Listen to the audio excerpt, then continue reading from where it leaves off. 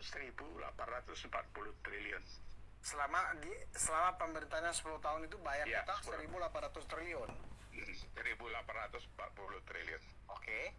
Pak Jokowi bayar 5.323 triliun. Wow. Pak SBY mau bangun 11.350. Dia lebih banyak bangun jalan. Ini sama revitalisasi ya. Revitalisasi itu jalan yang sudah ada itu bisa dibesarkan atau bisa ditimpa dan sebagainya.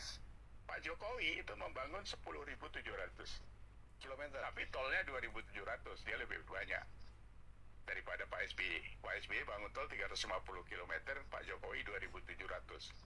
Ya. Jadi unda-undi saja dia. Bendungan. Pak SBY bangun bendungan 7, yang 18 itu bahasa yang dulu kita pakai itu mangkrak.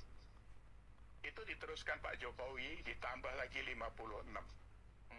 Jadi Pak Jokowi itu bendungan itu 60-an lebih kan. Jadi terus apa lagi? Bandara revitalisasi 16, Pak Jokowi 15. Yang baru Pak SBY 39, Pak Jokowi 38.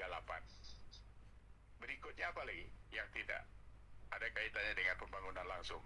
Freeport. Berapa presiden membiarkan Freeport 9% sahamnya? Diambil Pak Jokowi, dibayar 60 triliun, uangnya Inalum kan? Kita ingat itu kan? Ya. Petrol. Berapa presiden menikmati petrol? Kita nggak usah mengatakan mereka terima komisi. Tapi kenapa itu didiamkan? Kalau itu ada mafia minyak di sana. Januari 2015 dibubarkan nama Pak Jokowi. Ya kan? Saya waktu itu ingat kalau dia mau terima $1 aja. Satu hari $1 juta diterima. Berikutnya apa lagi? Sumur minyak. Blok Rokan Mahakam. Diambil Jokowi.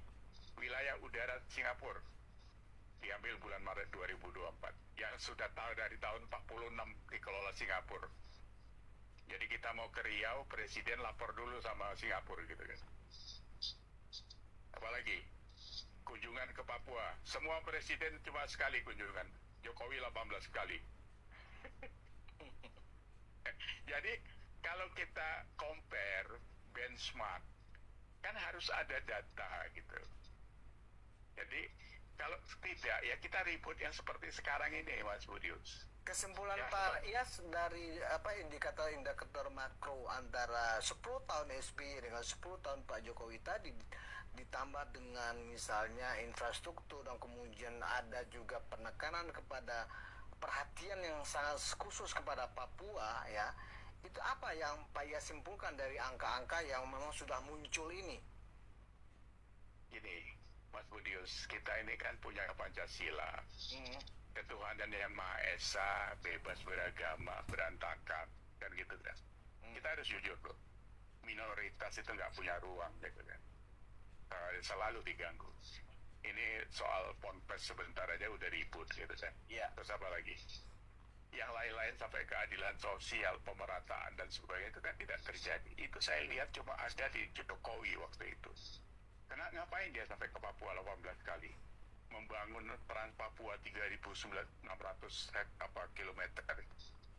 Ya kan? Memotong subsidi BBM kita supaya bisa mensubsidi Papua. Itu kan sebuah pemikiran seorang negarawan. Nggak gampang itu. Kalau dia cuma mau duduk jadi presiden, untung rugi saja. Sudah dari kemarin-kemarin kaya dia itu kan. Ya kan? Jadi poinnya satu ya, kalau cari pemimpin ya memang kata Tan Malaka itu ya, memang harus dari rakyat yang pernah menjadi rakyat. Tidak bisa rakyat cuma artifisial saja kan gitu.